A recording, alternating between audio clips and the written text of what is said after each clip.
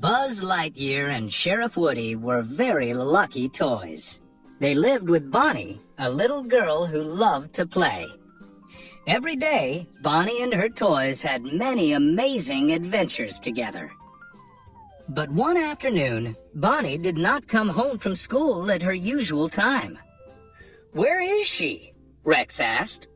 "Don't worry, she probably had a play date," said Woody. Soon, the door burst open. Bonnie ran to her table and placed something on top of it. "What is that strange metal contraption?" Buzz whispered to Woody. They watched as Bonnie undid a small latch and spun around with a small furry creature in her hands. Bonnie had brought home the Sunnyside Daycare classroom pet, a hamster named Harvey. Bonnie cuddled the little animal, then ran out of the room with it. "She'll never play with us now," wailed Rex. "We're not cute and cuddly." "Speak for yourself," replied Trixie. "Calm down, everyone," Buzz reassured them. "Bonnie's got a new pet, but we're still her toys." That night, Bonnie didn't play with her toys. She only played with Harvey the hamster.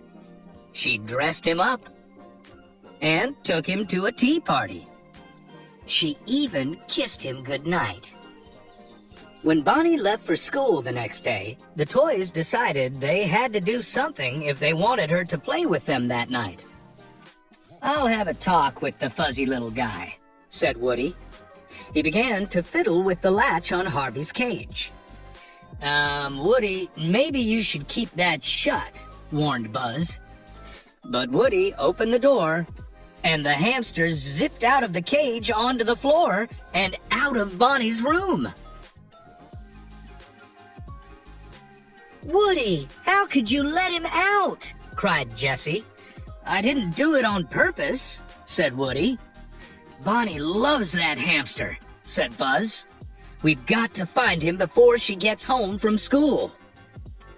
Together, the toys tiptoed down the hall. Suddenly, a furry head poked out of a nearby doorway. "I see him!" shouted Buzz. Harvey darted away. "Way to go, Captain Quiet," said Mr. Potato Head.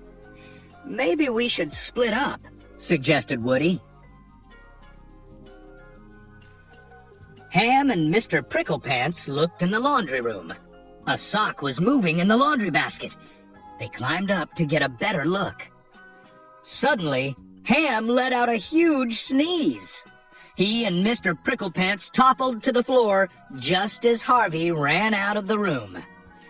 "Guess I'm allergic to rodents," Ham said. Trixie and Mr. Potato Head were looking under the beds when Trixie spotted two eyes peering at her. She wiggled farther under the bed, and then, "Uh-oh, I'm stuck!" Mr. Potato Head started tugging on Trixie's legs until, pop, he lost his arms. The pair didn't even notice when Harvey darted away. A few minutes later, Buzz and Jessie spotted Harvey with his head buried in the couch cushions. As they tiptoed toward him, Jessie accidentally activated Buzz's noisy laser. The startled hamster jumped off the couch and ran away again. All the toys met in the kitchen. They asked Chuckles if he had seen the hamster. "Is he small, furry, kind of round?" asked Chuckles. "That's him," said Mrs. Potato Head. "Nope, haven't seen him," said Chuckles. Just then, the toys heard a noise coming from a cupboard. Woody opened the wooden door and found Harvey happily munching on some breakfast cereal. "Okay, Harvey," said Woody. "Time to go back to Bonnie's room." But the hamster just kept nibbling on his cereal. "Come on, little critter. Jessie swung her lasso around the hamster and tugged gently. But Harvey wouldn't budge. Suddenly, Buzz had an idea. "Everyone grab a few pieces of cereal, then follow me," he said.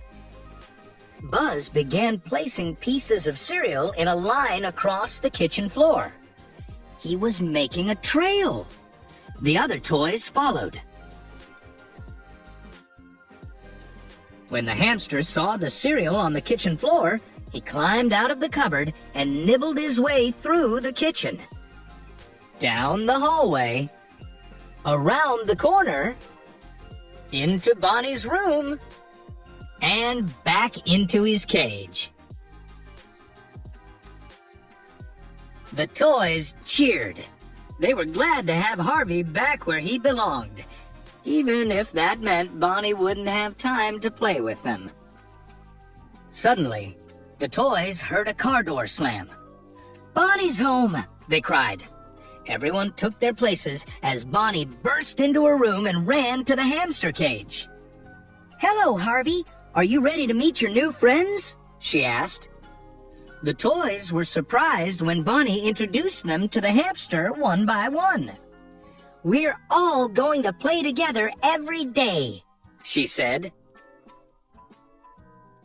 Soon, the toys loved Harvey just as much as Bonnie did. "I think playtime is more fun with Harvey here," said Woody.